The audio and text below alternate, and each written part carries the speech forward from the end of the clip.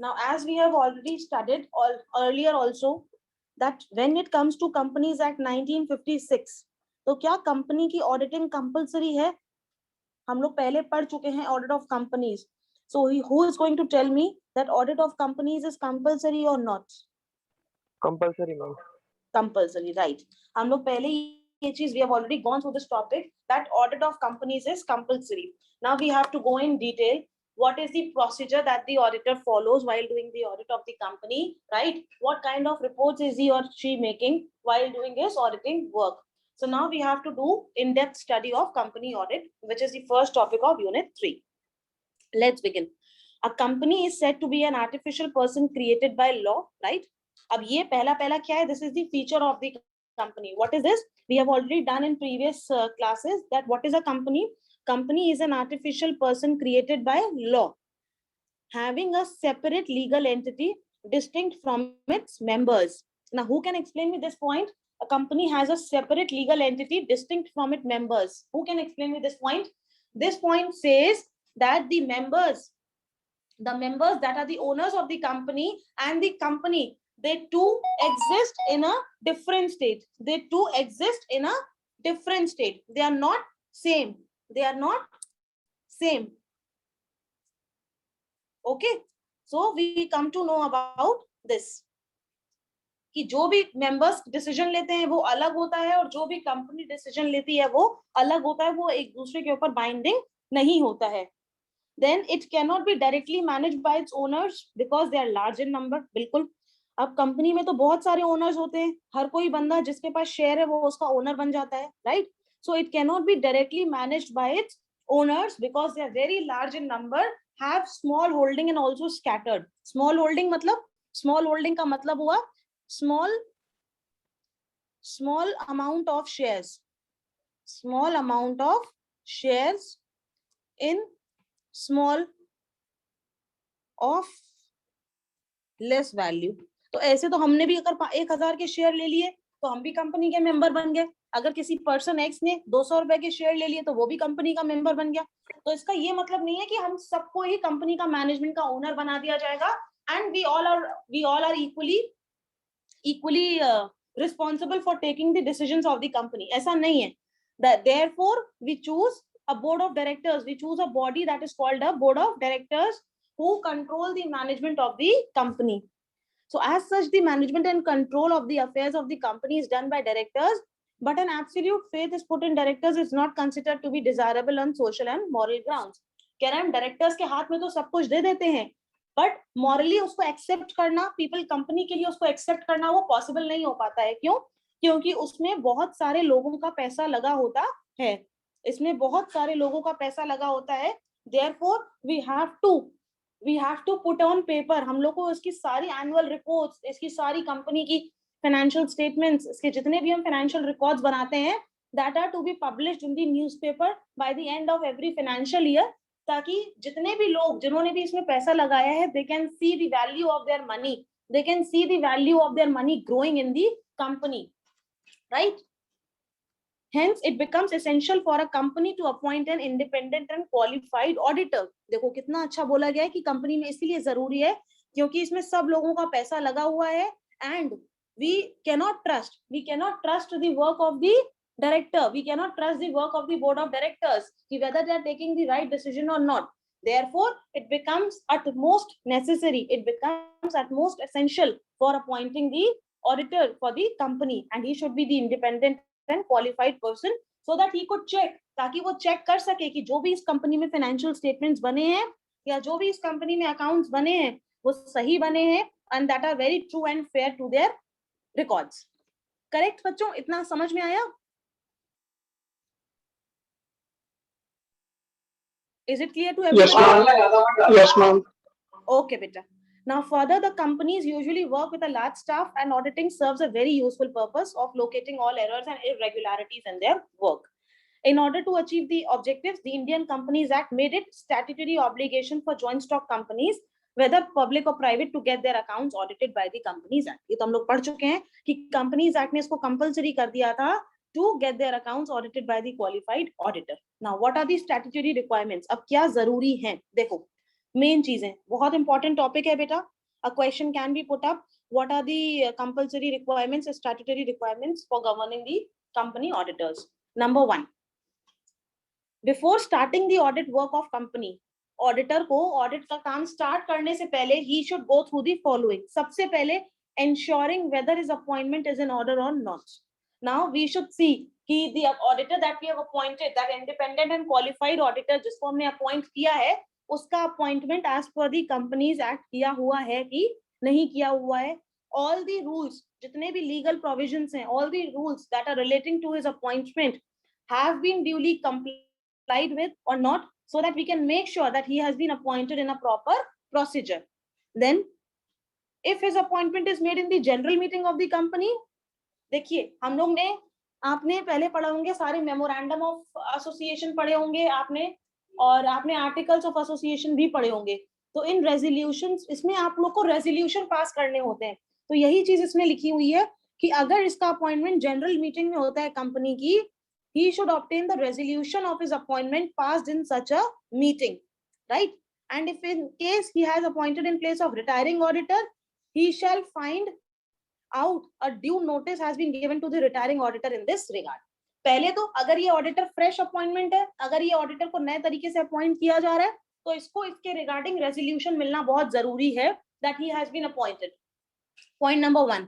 Point number 2 says that if अगर ये किसी रिटायरिंग ऑडिटर की जगह ले रहा है, अगर ये किसी रिटायरिंग ऑडिटर की जगह ले रहा है, दैट मींस एक ऑडिटर जो पहले था वो जा रहा है, उसकी जगह ये आ रहा है, तो इसको ये देखना चाहिए कि नोटिस दे दिया गया है उस ऑडिटर को कि now in place of that retiring officer he is going to take the charge. And in case if the casual vacancy is due to resignation of the auditor, और अगर एक ऑडिटर ने रिजाइन किया है, अब यहाँ पे वैकेंसी उस ऑडिटर के रेजिग्नेशन की वजह से आई है, then he shall obtain the copy of that resolution passed at general meeting making his appointment, right? And lastly, इसको ये भी देखना है that जो भी इसको remuneration मिली है वो according to the Companies Act है कि नहीं है, correct?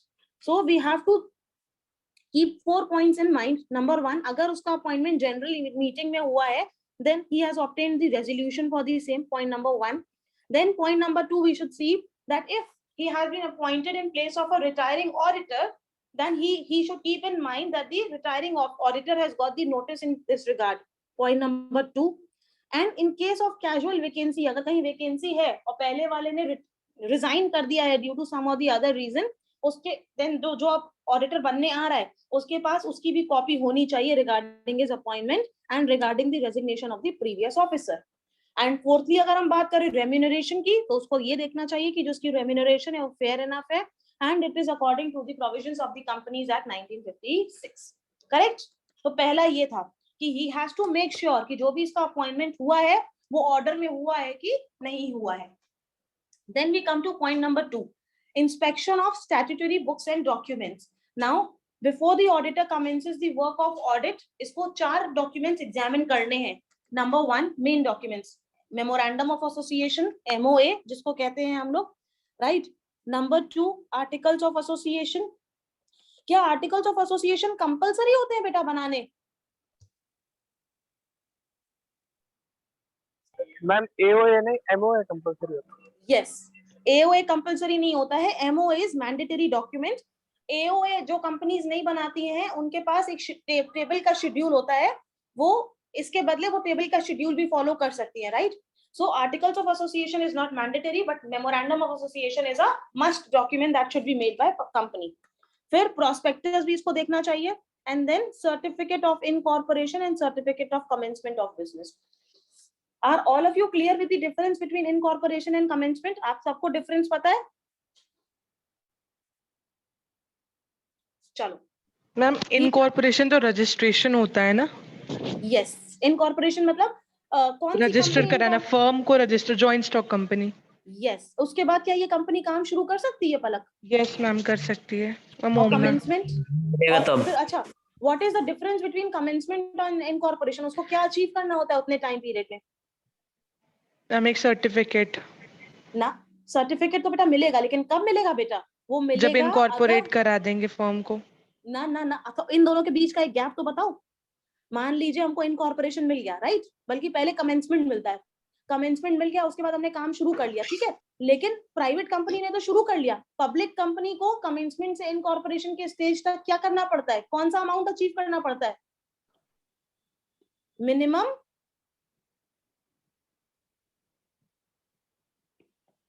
अमाउंट ऑफ मिनिमम, याद नहीं आया, पता, नहीं ma'am. Subscription, minimum subscription. Yes. देखिए इसका ये मतलब होता है कि प्राइवेट कंपनी तो बेटा आ जाएगी इनॉग्रेशन में, राइट, लेकिन इसके बाद एक स्टेप पब्लिक कंपनी को और आगे जाना होता है। उसमें ये होता है कि हम अपने शेयर्स इशू करते हैं मार्केट में, वी अप्लाई फॉर दी, हमने शेयर्स का एप्लीकेशन दिया, नाउ वी हैव टू सी कि जनरल पब्लिक उन शेयर्स को लेती है कि नहीं लेती है, and we have a time period of 14 days. अगर 14 डेज में हमको 90% ऑफ द सब्सक्रिप्शन वैल्यू मिल जाती है, if people subscribe for 90% of the share value, that means people are having faith in the company and they want the company to come into existence, फिर उनको दिया जाता है certificate of commencement of business. Clear बेटा? Palak, is it clear बेटा?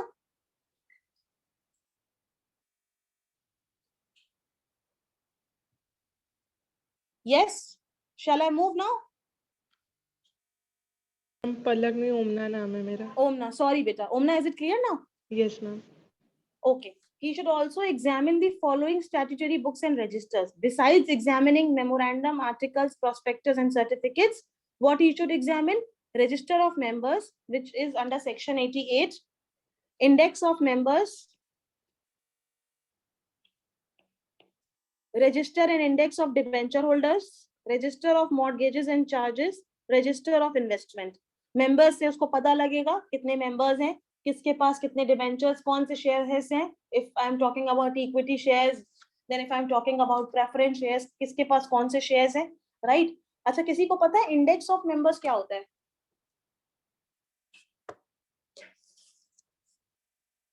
Does anybody know? No, ma'am. Anybody else? Otherwise I'll tell you. No, ma'am.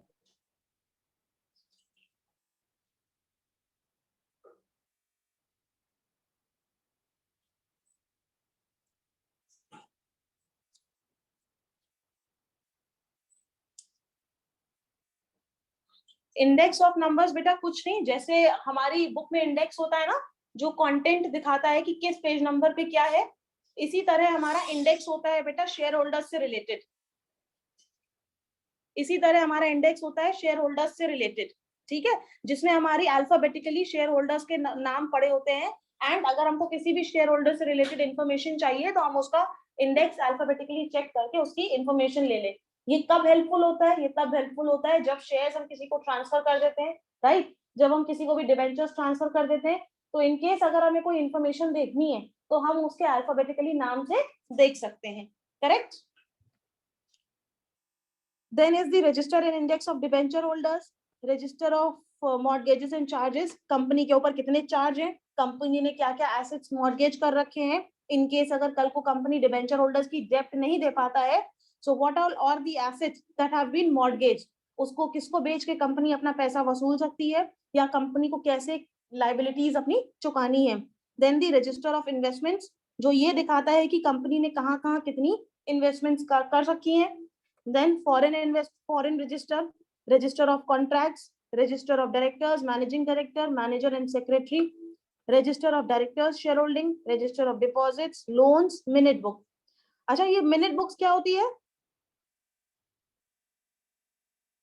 कोई बता सकता है minute book क्या होती है? जिसमें टाइम पीरियड लिखा होता है कितने घंटे वर्क करना है ऑर्गेनाइजेशन। बेटा ये बेसिकली होती है, मिनट बुक्स होती है जिसमें हम समरी लिखते हैं सारी मीटिंग्स की, summary of all the meetings. Clear बेटा? जैसे सपोज करो आज हमने मीटिंग ली, एक कंपनी में एक मीटिंग हुई, उसको बेसिकली ऑफिशियल लैंग्वेज में क्या कहते हैं? Share the minutes of the meeting. Official language में क्या कहते हैं? कि share the minutes of the meeting. Minutes of the meeting मतलब समरी बताइए या मेरे को एजेंडा बताइए मीटिंग का। सबको क्लियर हुआ बेटा? मैम जनरल मीटिंग आएगी कि सारी आ जाती है?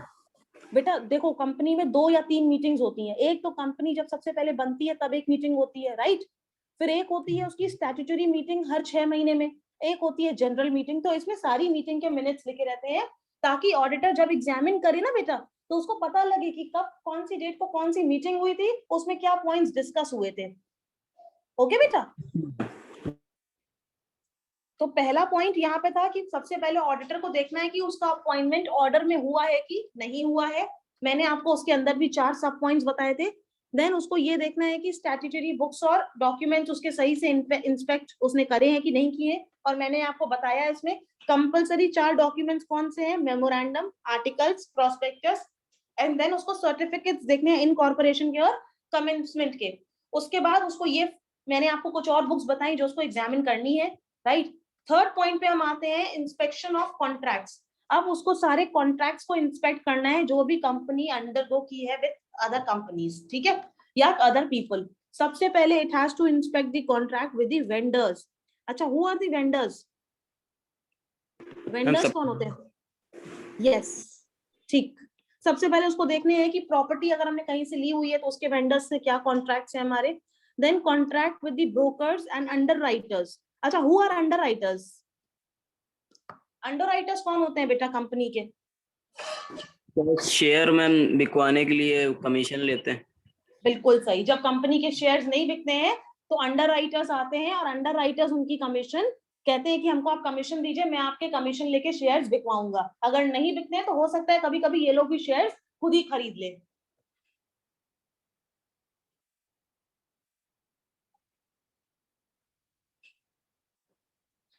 Then third, contract with the promoters for the preliminary expenses. What is the difference between a promoter and an underwriter? ये सारे बहुत इंपॉर्टेंट टर्म्स हैं। Difference between promoter and underwriter क्या होता है बेटा?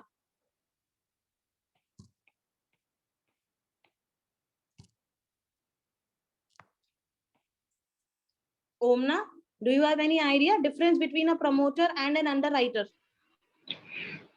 नहीं मैम। और किसी को बेटा कोई आइडिया हो तो ट्राई करो। देखो बेटा, प्रमोटर वो होता है जो कंपनी के एस्टैब्लिशमेंट में हेल्प करता है, राइट। हम प्रमोटर के पास जाते हैं। प्रमोटर बेसिकली क्या करता है, हमको कंपनी स्टैब्लिश करने में मदद करता है। वो हमारे सारे प्रोसीजर्स फुलफिल करवाता है, जैसे सबसे पहले इन्वेस्टिगेशन भी कराता है, फिर उसके बाद हमको फंड्स अरेंज करने में भी बात बुलाता है, उसके बाद वो हमको सब्सक्रिप्शन में भी मदद करता है, शेयर्स एप्लीकेशन में भी मदद करता है। तो प्रमोटर बेसिकली एक बहुत वाइडर टर्म है जो कंपनी के इनकॉर्पोरेशन से बिल्कुल जब से हमारे पास आइडिया आया था एक कंपनी बनाने का, तब से लेकर के आइडिया के इन्वेस्टिगेशन से पूरी फंडिंग तक प्रमोटर हमारी हेल्प करते हैं, राइट। लेकिन अंडरराइटर्स क्या होते हैं बेटा? अंडरराइटर्स सिर्फ गारंटी करते हैं कि आपके हम शेयर्स बिकवाएंगे एंड इन केस अगर वो नहीं बिके तो एक परसेंटेज पे हम आपके शेयर्स कमीशन लेंगे and I will help you to sell all your shares. And promoter कौन होता है? जो मैंने आपको बताया, जैसे ही आपके माइंड में थॉट आया है, एक आइडिया से लेकर के फंड्स अरेंज तक के सारे स्टेप्स, इसमें बेसिकली 5-6 स्टेप्स होते हैं, उन सब में आपको प्रमोटर हेल्प करता है, right. Promoter basically helps in building the company, building the empire of your organization. तो इसमें हमको ये देखना है कि हमारे प्रमोटर्स के साथ क्या कॉन्ट्रैक्ट है। प्रिलिमिनरी एक्सपेंसेस वो एक्सपेंसेस होती है जो कंपनी बनाने, जैसे मैंने आपको बताया आइडिया आया आपका, एक you have just thought of an idea till the coming of the company, till the company is established, एकदम फाइनल ईयर तक, वो तब तक के जितने भी खर्चे होते हैं ना, उन सबको हम क्लब करके कह सकते हैं वो सारी प्रिलिमिनरी एक्सपेंसेस हैं। ओके, सो हम ये देखते हैं कि हमारा प्रमोटर्स के साथ क्या कॉन्ट्रैक्ट है, क्या कॉन्ट्रैक्ट रहा है with regard to the preliminary expenses. फिर हम ये देखते हैं हमारा क्या कॉन्ट्रैक्ट रहा है ब्रोकर्स और अंडरराइटर्स के साथ उनकी कमीशन को लेकर, right. Then if any statement regarding these contracts has been made by the company in the prospectus, auditors should see that such statement is correct and that entries relating to such contracts are recorded correctly in the books of accounts. Clear? हमने तीसरा क्या किया? सारे contracts को inspect किया। Last point, second last point, sorry, study of previous year's balance sheet and auditors reports. जो पिछले साल की ऑडिटर ने रिपोर्ट तैयार की हुई है और जो लास्ट ईयर बैलेंस शीट बनी हुई है, उसको ऑडिटर बहुत डीपली स्टडी करता है, क्योंकि बेटा बैलेंस शीट एक तरीके का क्या है, फाइनेंशियल स्टेटमेंट है जो रिफ्लेक्ट कर रहा है आपके सारे एसेट्स, जो रिफ्लेक्ट कर रहा है आपकी सारी लाइबिलिटीज, उसको ऑडिटर वेरीफाई बहुत डिटेल में करता है, जो हम लोग यूनिट 2 में ऑलरेडी पढ़ चुके हैं। The auditor should inspect the previous year's balance sheet to verify the opening balances of the current year. Moreover, according to the Companies Act, the corresponding figures of the previous years have to be given in the balance sheet. ठीक, जैसे आप लोग ने कभी comparative statement बनाया है बेटा, किसी ईयर में आपने कंपैरेटिव स्टेटमेंट बनाया है, उसमें पता है क्या होता है, उसमें ऐसे बनता है, देखो ये है, इसमें हम लोग कंपैरेटिव स्टेटमेंट ऐसे बनाते हैं. सी आई विल शो यू.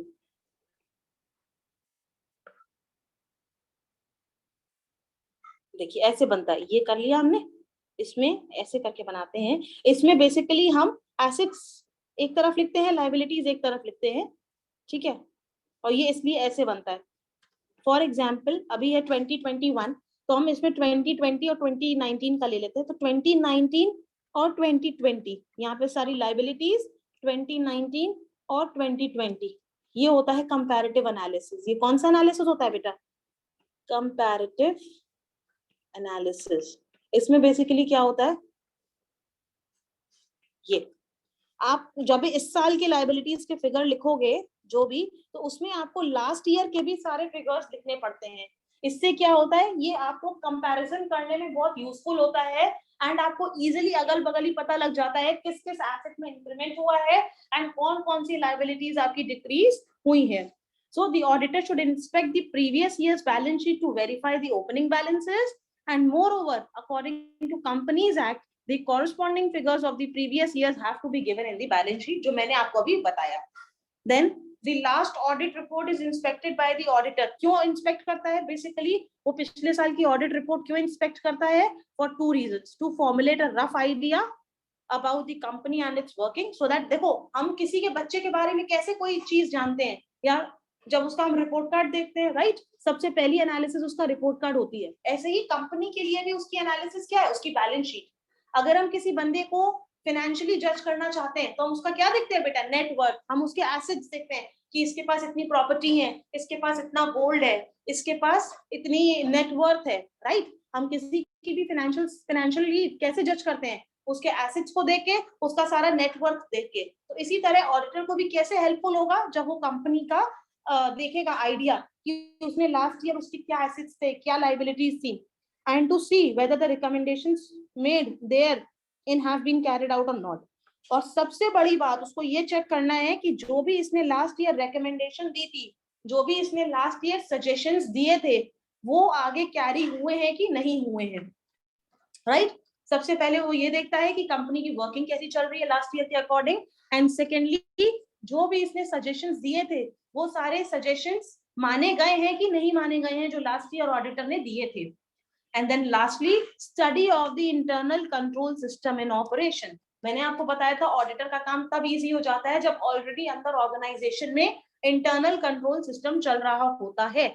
इससे क्या होता है कि अंदर ही अंदर इंटरनली एम्प्लॉइज अपने ही क्रॉस चेक कर लेते हैं गलतियों को, क्योंकि एक का काम ऑलरेडी दूसरे के सुपरविजन में है एंड वो चेक किया जा रहा है. तो वो चेक करता है कि इंटरनल कंट्रोल सिस्टम कैसा है. अगर इंटरनल कंट्रोल सिस्टम ऑपरेशन में बहुत अच्छा है तो बिल्कुल ऑडिटर को प्रोसीजर्स जो भी हैं वो इजी रहेंगे उसके. बट इन केस वो देखता है कि यहाँ पे इंटरनल कंट्रोल सिस्टम बहुत ही ज्यादा खराब है, तो इसको पूरे अपने प्रोसीजर्स को रिस्ट्रिक्ट करना पड़ता है. तो ये सारी चीजें क्या थी? ये सारे स्टैट्यूटरी रिक्वायरमेंट्स हैं जो कंपनी के ऑडिटर को फॉलो करने ही करने हैं.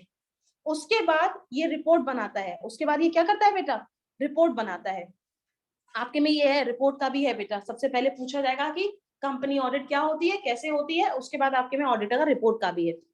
An auditor's report is the format of result of all the effort that goes into the audit. Now what is this basically report? Audit report क्या है बेटा? ये वो रिपोर्ट है जो रिजल्ट है बेसिकली एक ऑडिटर का. ठीक है, व्हाट इज ऑडिट रिपोर्ट? ये रिजल्ट है एक ऑडिट के एफर्ट्स का जो उसने पूरे किए हैं आपकी कंपनी में. Communicating the auditor's finding. What is this? Basically the auditor is communicating his findings to the interesting users. जिसको भी ऑडिट की इंफॉर्मेशन यूजफुल है, ये अपनी इंफॉर्मेशन सबको कम्युनिकेट करते हैं, सबको बताते हैं कि हमने ये काम किए, मेरी ये फाइंडिंग्स है, right. And thus the final phase of an audit involves preparing that communication, which is known as auditor's report. First class definition लिखी हुई है बेटा. और यही रिपोर्ट जो हम कम्युनिकेट करते हैं, इसको कहते हैं हम लोग audit report. So audit report is basically the communication of result. Basically ये क्या है? Communication of, this is basically communication. This is basically communication of audit result. Communication of audit result to the interested users. To the interested users. ये है basically हमारी audit report.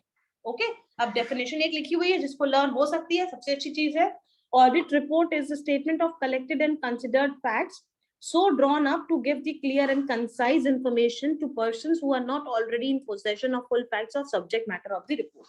कह रहा है कि ऑडिट की बेसिकली क्या है रिपोर्ट? ऑडिट रिपोर्ट बेसिकली वो है कि जो पूरी की पूरी हमको इंफॉर्मेशन देता है उन पर्संस को जिनको अभी तक कंपनी की पूरी जानकारी या पूरी चीजों के बारे में इन डेप्थ नहीं पता हुआ है. It presents the results of the examination done by the auditor. ये सारे के सारे एक तरीके के ऑडिटर का रिजल्ट है.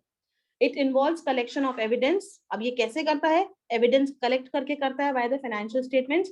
It collected needs to be carefully shifted and analyzed to enable the auditor to draw appropriate conclusions. कह रहा है जो भी इसमें एविडेंसेस उसने नहीं प्रूफ भी लेता है, एविडेंस सपोर्टिंग डॉक्यूमेंट्स भी सारे मांगता है, वो सारे इसमें ये फाइल करके लगा देता है सो दैट जो भी उसके रिजल्ट थे उसमें सपोर्टिंग डॉक्यूमेंट्स भी होने चाहिए.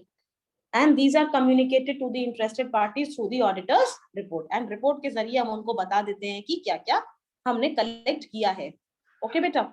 उसके बाद एक बेसिकली चीज है कि ऑडिट रिपोर्ट के क्या क्या कंटेंट्स होते हैं. ये आपके सिलेबस में नहीं है, हम मैं भेज दूंगी, एक बार आप रीड कर लीजिएगा. अच्छा, अब इसकी ऑडिट रिपोर्ट में क्या क्या होता है? सारे फिक्स्ड एसेट्स की इंफॉर्मेशन, इन्वेंट्रीज की इंफॉर्मेशन, लोन कितने हमने लोन लिए हैं या कितने हमने लोन लोगों को दिए हैं, ठीक है. एसेट्स और सेल, जो भी हमने एसेट्स खरीदे हैं, purchase and sale of assets के बारे में भी पूरी इंफॉर्मेशन है. कॉस्ट रिकॉर्ड की भी पूरी डिटेल है, राइट. तो ये सारी चीजें इसकी रिपोर्ट में होती हैं. ये भी आपके अभी सिलेबस में नहीं है. अब जो नेक्स्ट टॉपिक आपके सिलेबस में ये है कि ऑडिट की जो रिपोर्ट होती है वो कैसी होती है.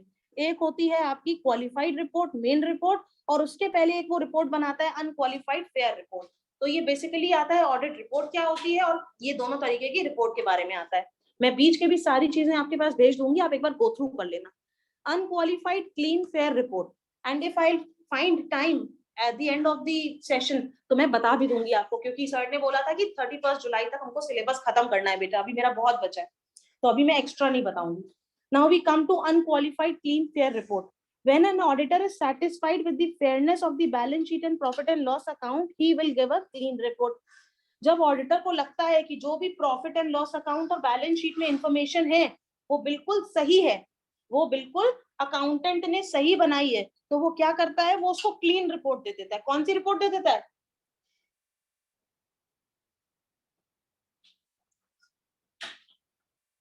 Clean report. ओके. जब ऑडिटर को लगता है कि जो भी बैलेंस शीट और प्रॉफिट एंड लॉस अकाउंट बने हुए हैं तो वो उसको क्लीन रिपोर्ट दे देता है, जब वो उसकी करेक्टनेस से बिल्कुल सेटिस्फाइड होता है. The auditor makes various statutory affirmations without reservations. He is said to have given an unqualified report and financial statements of the company. अब ऑडिटर जब सेटिस्फाइड नहीं है तो वो नहीं दे सकता है report, right. Even when an auditor has given a clean report, it does not mean that it is absolutely accurate. In other words, the auditor is not guarantor of insurer as it is observed by. कह रहा है ये मतलब नहीं है कि अगर auditor, if auditor has given that the company's report is clean, that doesn't mean it is absolutely accurate, right? Next, qualified report. If the auditor is of the opinion that the balance sheet does not give the true and fair view of the state of company's affairs, or profit and loss does not give true and fair view of profit and loss for the year, he must qualify his report accordingly. Sorry. Clean report कब देता है? जब वो पूरा खुद sure है balance sheet on and profit and loss की accuracy से. जब वो खुद श्योर है कि बैलेंस शीट और प्रॉफिट एंड लॉस बिल्कुल ही एक्यूरेट और करेक्टली बने हुए हैं, तब वो उसको क्लीन रिपोर्ट देता है. But when the auditor is not sure, he is not sure, या उसके अकॉर्डिंग, उसकी ओपिनियन के अकॉर्डिंग बैलेंस शीट और profit and loss account true और फेयर व्यू नहीं दे रहे हैं, तब वो अपनी रिपोर्ट क्वालिफाई रिपोर्ट देता है. When an auditor concludes on the basis of sufficient appropriate audit evidence that misstatements are material, but not pervasive to the financial statements, or is unable to obtain sufficient or appropriate evidence to conclude that free from such misstatement remain undetected may be material but not. देखो दो चीजें हैं बेटा इसमें. I'll draw the diagram for you. That will be clear to you. First thing he is saying कि clean, पहली चीज आ रही है clean fair report. ठीक है, पहली चीज है clean और fair report, और दूसरी चीज है qualified report.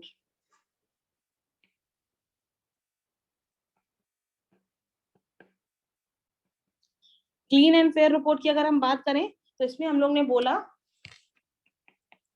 इसमें हम लोग ने मेन चीज करा auditor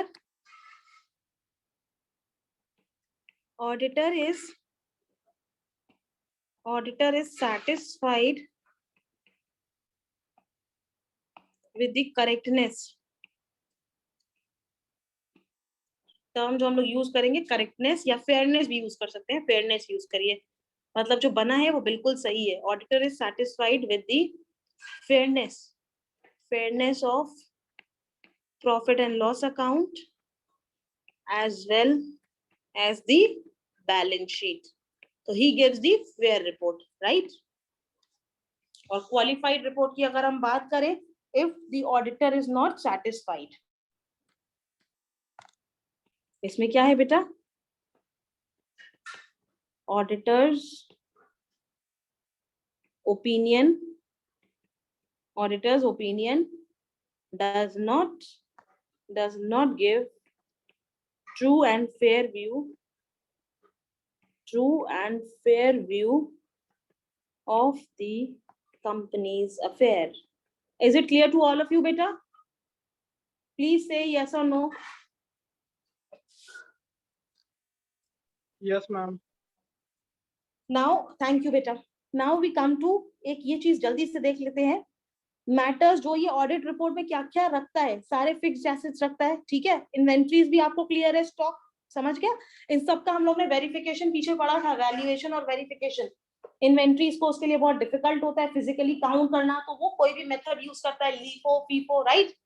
हमने आपको फिक्स्ड एसेट का बताया था, वो सारी डेट्स जैसे लीज होल्ड होता है, राइट. लीज होल्ड या प्लांट एंड मशीनरी किस डेट को ली, उन सबके सर्टिफिकेट्स देखता है ना बेटा. ये सारा हम लोग पीछे वैल्यूएशन में कर चुके हैं. फिर आता है इन्वेंट्रीज, फिर वो देखता है लोन, किसने इस कंपनी ने किससे लोन लिए हैं या इस कंपनी ने किसको लोन दिए हुए हैं, वो सारे देखता है. रेट ऑफ इंटरेस्ट देखता है, टर्म्स ऑफ कंडीशंस देखता है. उसके अगेंस्ट ये देखता है कि वो लोन सिक्योर्ड है कि अनसिक्योर्ड है. अगर सिक्योर्ड है तो किस किस एसेट्स के अगेंस्ट वो लोन सिक्योर्ड है, राइट. उसके बाद वो देखता है internal control on purchase of assets. इसको ये देखना है कंपनी का साइज कितना बड़ा है, उस हिसाब से कितनी इन्वेंट्री रख रही है, इसके में क्या वीकनेसेस हैं, क्या इसकी स्ट्रेंथ है, कंपनी की इंटरनल कंट्रोल पॉलिसी कैसी है. फिर उसके बाद ये देखता है maintenance of cost records. Cost accounting के अकॉर्डिंग इनके कॉस्टिंग चल रही है कि नहीं चल रही है. देन 6th पॉइंट एक अलग है जो मैं आपको एक्सप्लेन करना चाह रही हूँ, इंडिकेशन ऑफ सिकनेस. इसका क्या मतलब होता है बेटा, कोई रीड करो ये point, indication of sickness. Ma'am loss making firm. Yes, एक बार रीड कर दीजिए बेटा इसको, पॉइंट नंबर 6 को. Somebody please read for me point number 6.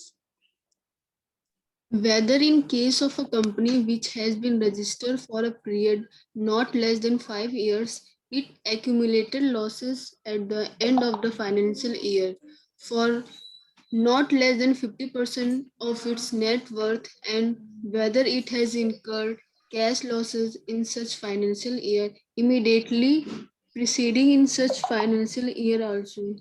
हाँ, तो सिकनेस मतलब कंपनी की सिकनेस पता लग रही है कि कोई कंपनी जो बनी है, राइट बेटा, जिसको अभी बने हुए 5 साल हुआ है और उसने 5 सालों में जो लॉसेस हैं वो कम से कम अपने 50% अपने नेट वर्थ के बराबर लॉसेस करे हैं, और पिछले साल में तो उसने कैश लॉस भी किया है. मतलब कैश मतलब मार्केट से सपोज करो रेज करके या जो भी उसके पास लिक्विड कैश होगा उसने वो भी लूज कर दिया है. तो ये क्या इंडिकेट कर रहा है, ये इंडिकेट कर रहा है कि कंपनी बहुत सिक है, कंपनी बिल्कुल फ्रूटफुल नहीं है, इस कंपनी का बंद हो जाना ही ठीक है. क्लियर बेटा. तो वो ऐसे वो रिजल्ट्स के बेसिस पे वो ये देखता है ना, रिजल्ट के बेसिस पे कि लॉस पे लॉस होता जा रहा है, कंपनी को लॉस पे लॉस होता जा रहा है. तो ये एक इंडिकेशन होता है, किसका इंडिकेशन होता है, ये सिकनेस का इंडिकेशन होता है कि कंपनी बिल्कुल अच्छी नहीं है, इस कंपनी का बंद हो जाना ही ठीक है। तो ये सिकनेस का इंडिकेशन भी वो रेशियो से देख लेता है। उसके बाद documents and records for secured loans, कि उसका लोन सिक्योर्ड है कि नहीं सिक्योर्ड है, लोन अनसिक्योर्ड है, ठीक है, सिक्योर्ड है तो किस टाइप के शेयर्स के अगेंस्ट सिक्योरिटी है, क्या नहीं है।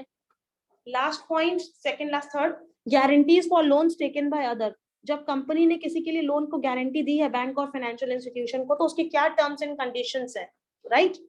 उसके बाद उसने जो पब्लिक से पैसा रेज किया है वो कैसे यूज करेगा। Fraud, when the fraud company has been noticed and reported, इसमें ये कह रहा है कि अगर मान लो कंपनी से कोई फ्रॉड हुआ है तो वो फ्रॉड उसने नोटिस किया है कि नहीं किया है, और उसको करेक्ट करने के लिए उसने मेजर्स अडॉप्ट किए हैं कि नहीं किए। ओके बेटा, तो ये क्या थे, ये सारे हैं जो उसकी ऑडिट रिपोर्ट के अंदर चीजें होती हैं, ठीक है। और ये एक है कंटेंट्स ऑफ ऑडिट रिपोर्ट। तो मैं आपको शेयर सारे पेजेस कर दूंगी, लेकिन आपके बेटा जो सिलेबस में चीजें हैं वो ये हैं, कंपनी ऑडिट, उसके रिक्वायरमेंट्स और ऑडिट रिपोर्ट। क्लियर बेटा, आप गो थ्रू कर लेना सबके। तो ये कंपनी ऑडिट हमारा टॉपिक आज खत्म हो गया बेटा। मैम प्रोमोटर और एक ही होता है? क्या बेटा?